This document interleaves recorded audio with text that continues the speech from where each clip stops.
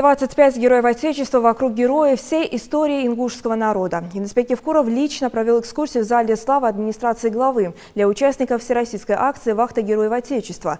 Купол зала рассказал им о традициях и обычаях ингушей, а на стене запечатлены не только герои войны, но и труда, видные общественные деятели и ученые. Уже в Зимнем саду глава Ингушетии за чашкой чая провел беседу с делегацией Российской ассоциации героев. Инспектор Кевкуров отметил приезд в регион представителей народа, чьи имена золотыми буквами вписаны в историю страны. Большое и знаменательное событие в жизни республики. Председатель Союза десантников России генерал-полковник Валерий Востротин поделился своими впечатлениями от республики. «Ингушетия для меня как родной край. Здесь у меня много друзей», – поделился он.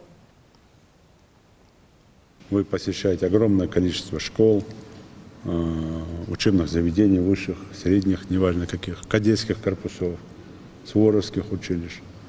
И рассказывая людям, молодым ребятам, детям, вы открываете им глаза.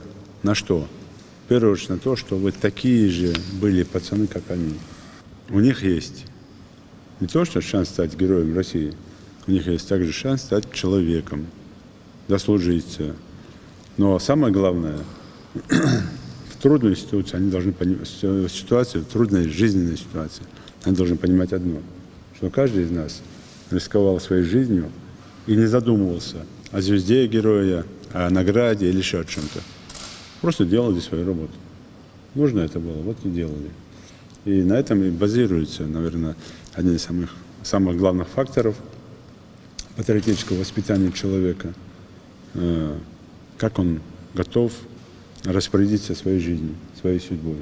Мы находимся, коллеги, на территории, пропитанной историей и исторически выверенными традициями. Поэтому миссия нашей вахты героев, она заключается не только в том, что вот приехать и пообщаться как инструмент военно-патриотического воспитания молодежи, а еще и впитать и убедиться, что Россия совершенствуется в своем новом состоянии. И здесь мы в этом убеждаемся еще раз. Наш визит сюда больше посвящен очередной годовщине учреждения звания Героя Российской Федерации, которое 20 марта, вот уже через 2 недели, мы будем отмечать. Поэтому 25 лет. Юбилей, да. 25 лет.